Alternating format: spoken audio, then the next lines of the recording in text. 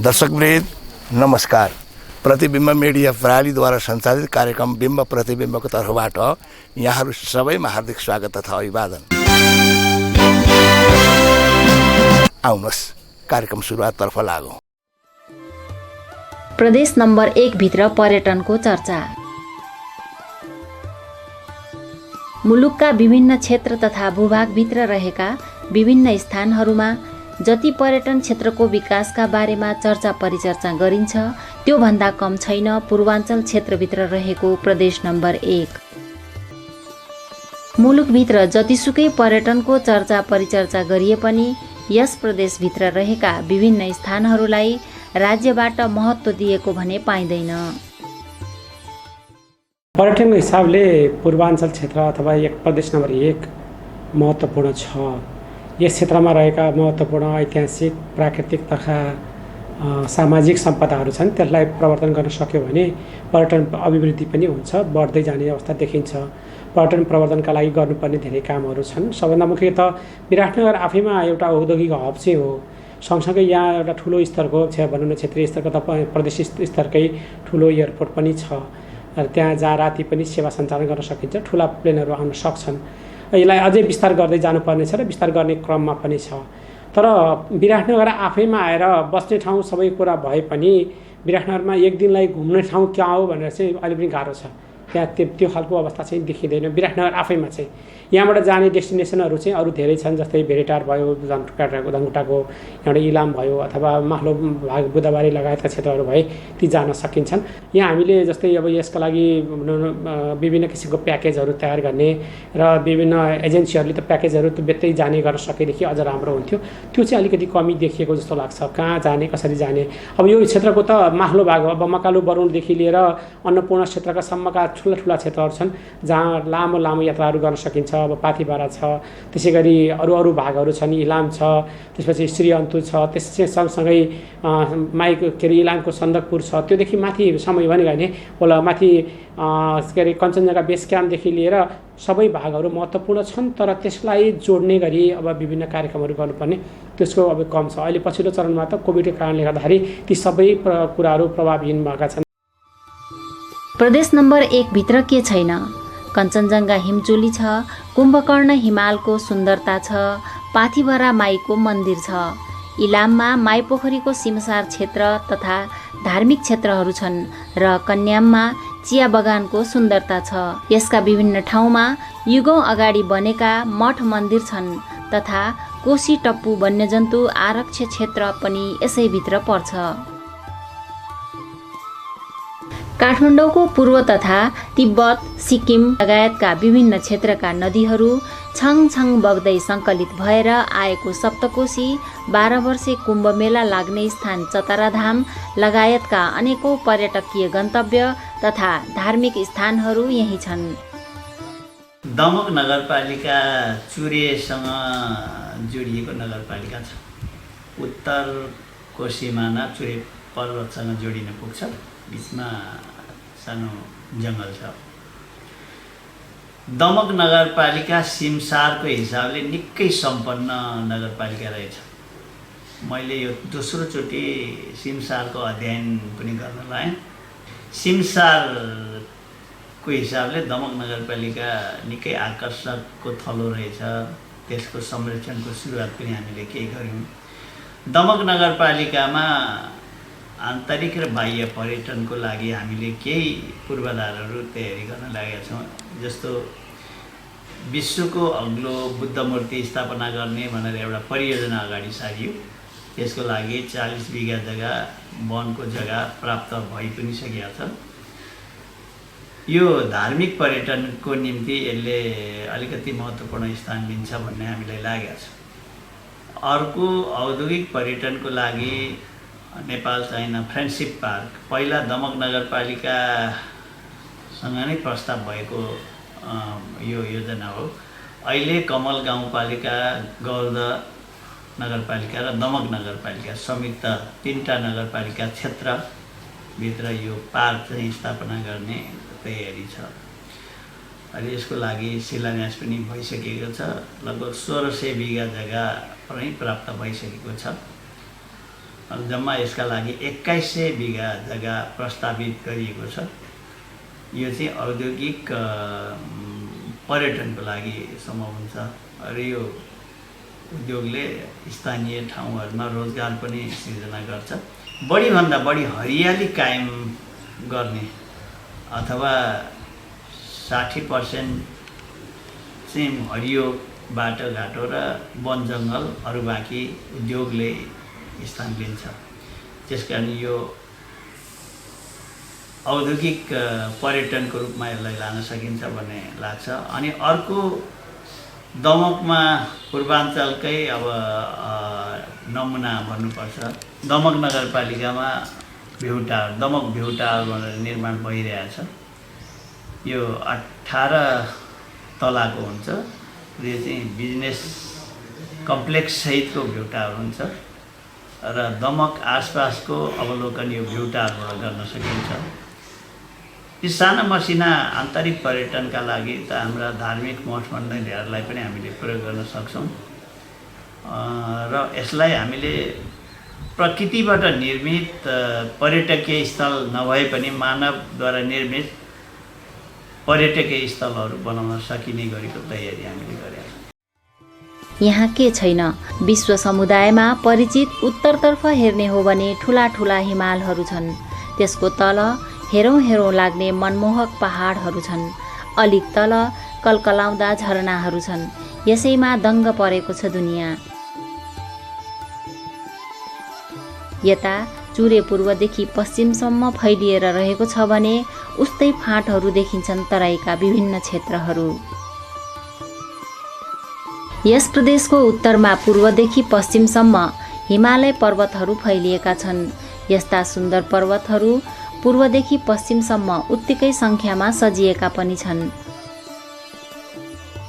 तिनैबाट मिश्रित नदीनाला, वन उपवन लगायत अनेक सम्पदाहरू रहेका छन्। यिनीहरूको आआफ्नै विशेषता रहेका छन्। प्रदेश नम्बर 1 आफैमा अतुलनीय राम्रो सौन्दर्य पर्यटन क्षेत्रको लागि सम्भावना बोकेको ठाउँ। यहाँ चाहिँ हामीले प्रदेश सरकारको स्थापना भइसकेपछि प्रदेश सरकारले गर्नुपर्ने कामहरू पर्यटनको क्षेत्रमा हामीले लागि परेका छौँ। जस्तै मन्त्रालयले पर्यटनको लागि छुट्टै पर्यटनलाई विकास गर्नको लागि पूर्वाधार तयार गर्नुपर्ने हुन्छ। त्यसको लागि हामीले मन्त्रालयकै मातहतमा राखेर एउटा छुट्टै हामीले निकाय खडा गरेका छौँ, पर्यटन विकास आयोजना, जुन आयोजनाले प्रदेशभरिका सम्भावना बोकेका ठाउँहरू, धार्मिक, सांस्कृतिक, ऐतिहासिक क्षेत्रहरूलाई पहिचान गरी त्यसमा हामीले प्रायोरिटी बेस्डमा हामी त्यो संरचनाहरू तयार गर्ने क्रममा रहेका छौँ। मुलुकको आर्थिक विकासको प्रमुख आधारको रूपमा रहेको पर्यटन क्षेत्र तथा सम्पदाहरूको सही सदुपयोग गरी स्थानीय सरकार तथा जनता हातमा हात मिलाई अघि बढ्ने हो भने राष्ट्रको समृद्धि पर्यटनबाटै सम्भव देखिन्छ। तर पर्यटनको सम्भावना भने देशका सबै क्षेत्रमा समान रूपमा वितरण हुनुपर्छ, यो भएको छैन। बेलबारी अब हाम्रो 11वटा वार्ड छ र यहाँ विभिन्न खालका पर्यटनका सम्भावना भएका क्षेत्रहरू छन्। हाम्रो करिब 21वटा चाहिँ बेलबारीमा सिमसार क्षेत्रै छ।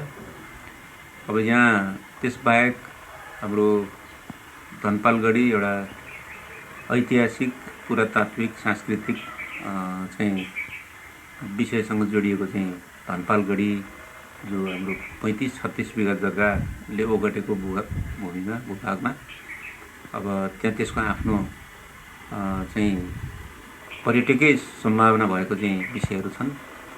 अब बेताना सिमसार हाम्रो सडक हाइवेमै पर्ने जुन सिमसार प्राकृतिक रूपबाट सबै हिसाबबाट त्यहाँ कछुवादेखि लिएर, गोहीदेखि लिएर, साइबेरीको चरादेखि लिएर त्यहाँका बोट बिरुवा, पानी, अब यो विभिन्न खालको चाहिँ आकर्षण भएको चाहिँ ठाउँ जुन हाइवेसँगै टच छ। अब त्यो बेलबारीभित्रै पर्छ हाम्रो सिमसार। अब रमितेज चाहिँ पर्यटकीय वन क्षेत्रको चाहिँ रमितेज चाहिँ पर्यटन क्षेत्र भनेर भन्छौँ हामी।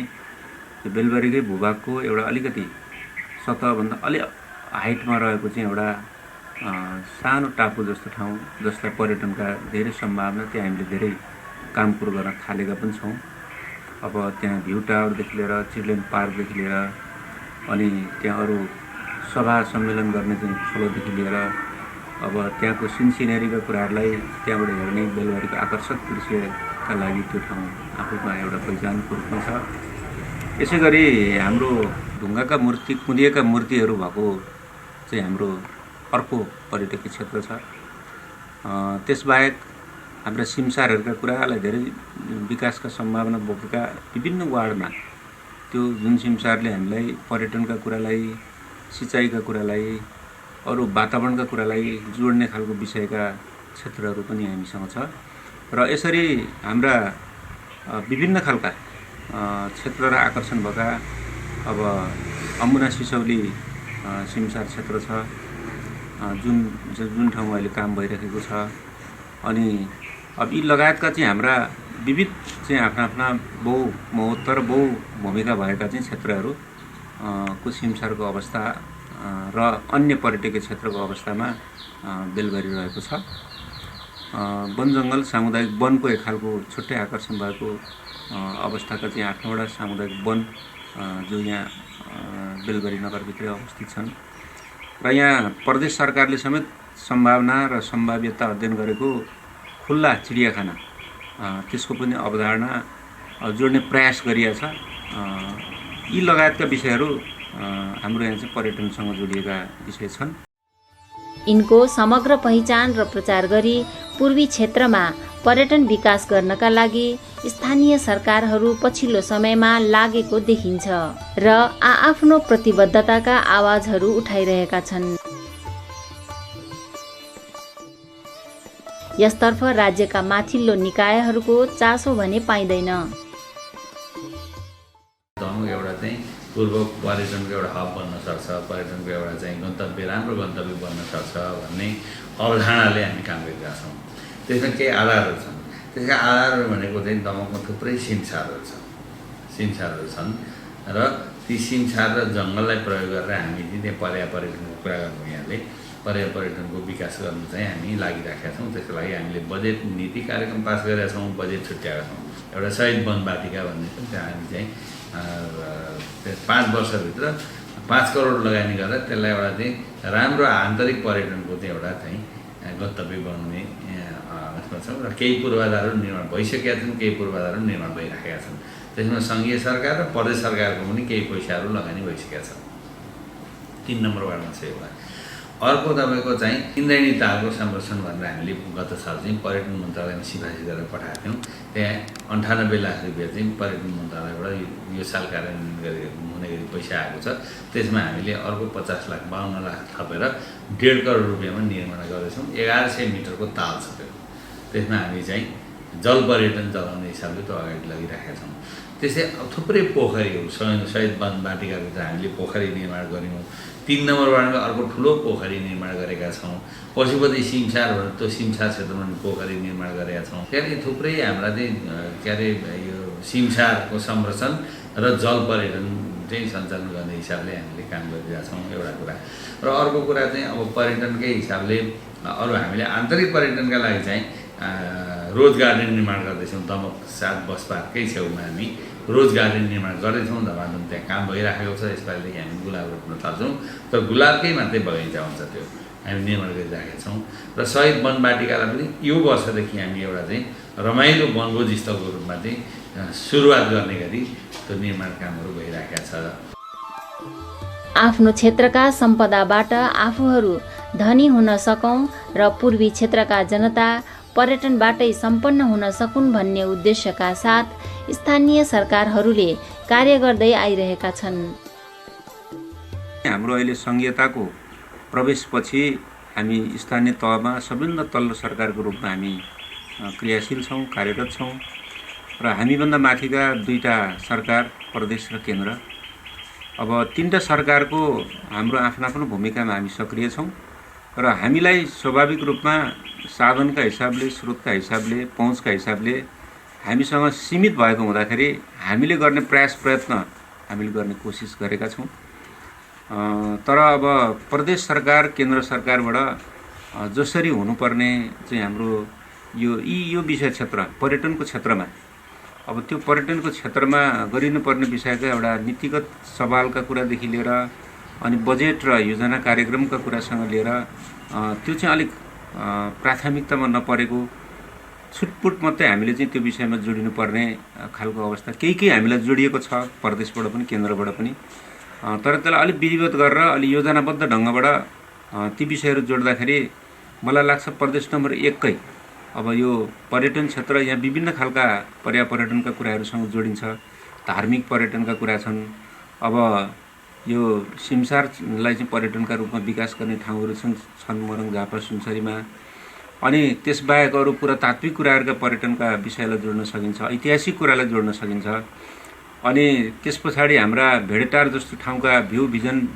सिनसिनेरीका कुराहरूलाई जोड्न सकिन्छ अब यी सबै खालका क्षेत्रका अब चाहिँ कुराहरूलाई हाम्रा अब पाथिभरादेखि लिएर हलेसीदेखि लिएर बारा क्षेत्रदेखि लिएर विराट दरबारदेखि लिएर यी खालका सबै कुराहरूलाई पर्यटनमा जोडेर जाने हो र त्यसलाई राष्ट्रिय प्राथमिकतामा पर्यटनको कुरालाई प्रदेश नम्बर 1 मा यसलाई हामीले नीतिगत रूपमा विधिवत रूपमा एउटा योजना कार्यक्रमको हिसाबले जोडेर जाने हो भने पर्यटनको सम्भावना भएको प्रदेश र हाम्रा पालिकाहरू छन् र यो अब राष्ट्रिय राजनीतिक अब यो अस्थिरताका कुराले अलिक धर्मका कुराले कतिपय नीतिगत कुरामा अस्पष्ट भएका कुराले अब यो एकल अधिकार र चाहिँ साझा अधिकारका चाहिँ कुराहरूका चाहिँ स्पष्ट व्याख्या नभएका कुराले यी कुराहरूले गर्दा पनि अब यी क्षेत्रहरू ओझेलमा परेका छन् र अब हामीले पटक पटक प्रत्येक आर्थिक वर्ष भन्दै आएका छौँ र यी क्षेत्रहरूलाई नीतिगत रूपमा विधिवत रूपमा सङ्घीय सरकारले प्राथमिकताका हिसाबबाट यी विषयलाई अगाडि बढाओस्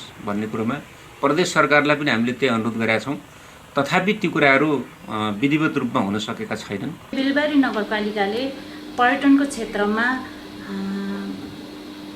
अन्य पालिकाहरूले पनि हुन सक्छ उहाँले त्यति लगानी नै गरेको होला तर एकदमै राम्रै तरिकाले नै हामीले लगानी गरेका छौँ। जस्तै यही गत साल मात्रै पनि निर्माणाधीन अवस्थामा रहेको एउटा रमिते ब्युटार भन्ने रमिते पर्यटनको हिसाबले एउटा राम्रो भविष्य बोकेको एउटा पर्यटन क्षेत्र हो।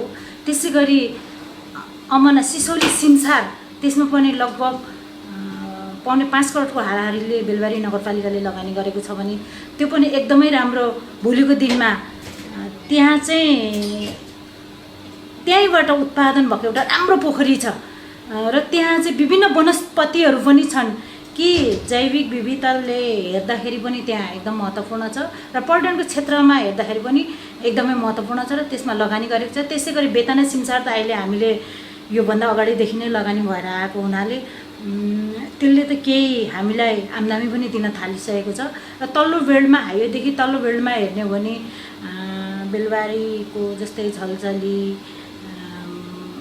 अर्को यो भुल्के भन्ने सिमसारहरू थुप्रै छन्। बेलबारी नगरपालिकामा पर्यटनको क्षेत्रमा राम्रै नै लगानी छ।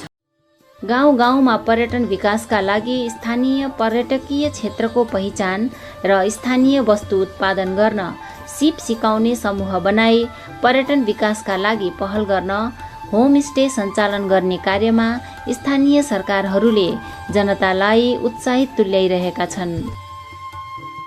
प्रदेश सङ्घ स्थानीय तिनै तहको छ बढी चाहिँ सङ्घीय बजेट नै यसमा खर्च भइरहेछ। अरू साना मसिना योजना प्रदेशको पनि लगानी छ स्थानीय तहको पनि लगानी छ अन्यत्र पनि पालिका स्तरबाट मात्रै यो सम्भावना छैन र सङ्घ प्रदेशको सहयोगमा नै ती निर्माणहरू भएका छन्। पूर्वाधार विकासले मात्रै समृद्धि हुँदैन मान्छेहरूको आवागमन कति हुन्छ आन्तरिक बाह्य पर्यटनको आवागमन कति धेरै हुन्छ त्यसले पनि आर्थिक विकासमा ठुलो सहयोग पुर्याइरहेको हुन्छ। त्यसकारण राज्यले लगानी गर्दाखेरि मान्छेहरूको आय स्रोत बढ्ने किसिमका पूर्वाधारहरूमा पनि लगानी गर्नुपर्छ जो अहिले चर्चा गरिएका छन् पर्यटकीय स्थलको रूपमा।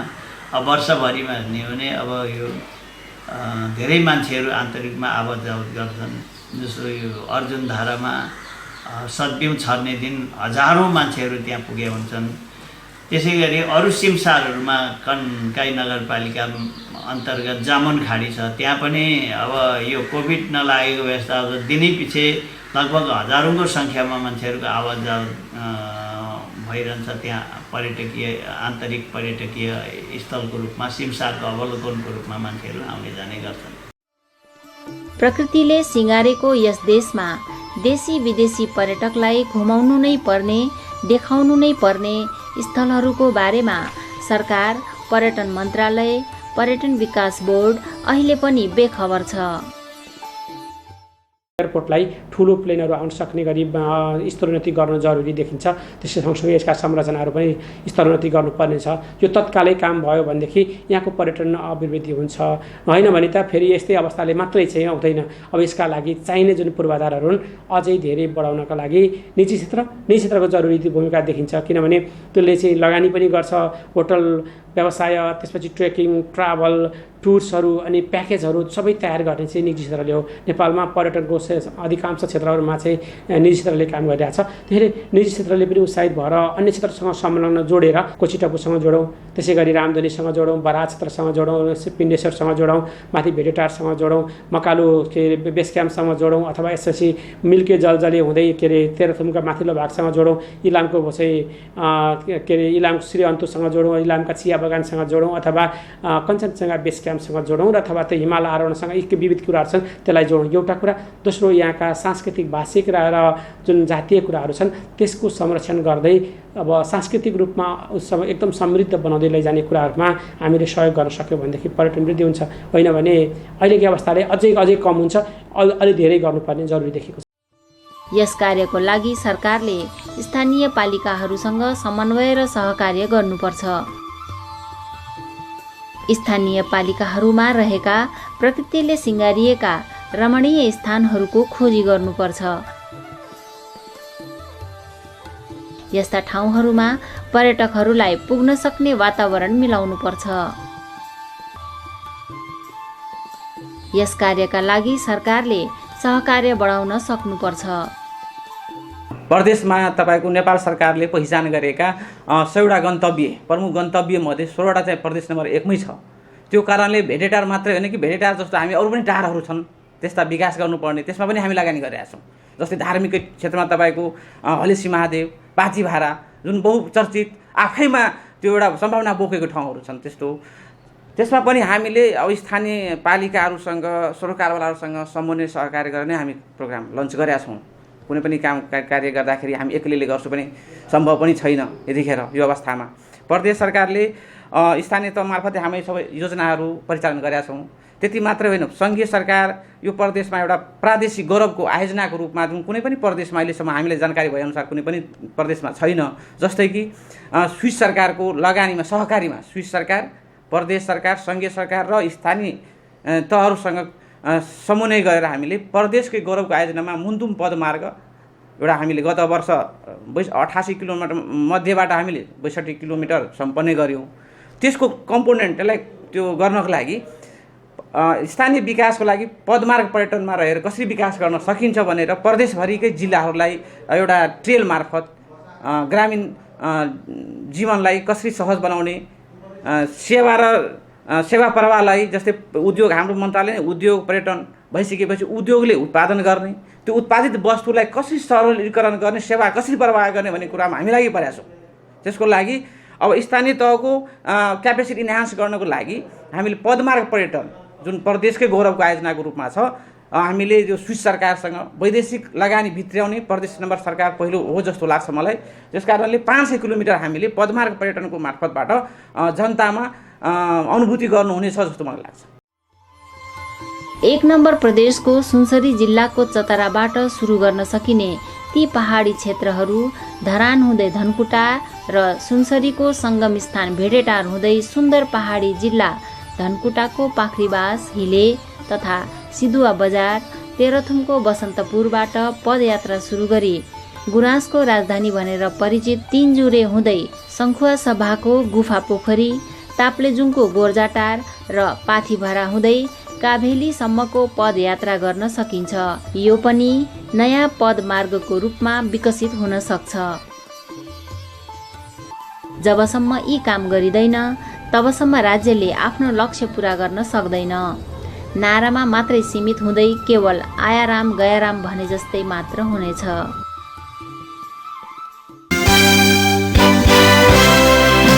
हस्त दर्शकवृन्द, यहाँलाई यो कार्यक्रम कस्तो लाग्यो? आगामी साता पनि यस्तै विविध सामग्री लिएर उपस्थित हुने नै छौँ। त्यतिखेरसम्मको लागि म लगायत हामी सबैलाई बिदा दिनुहोस्। नमस्कार।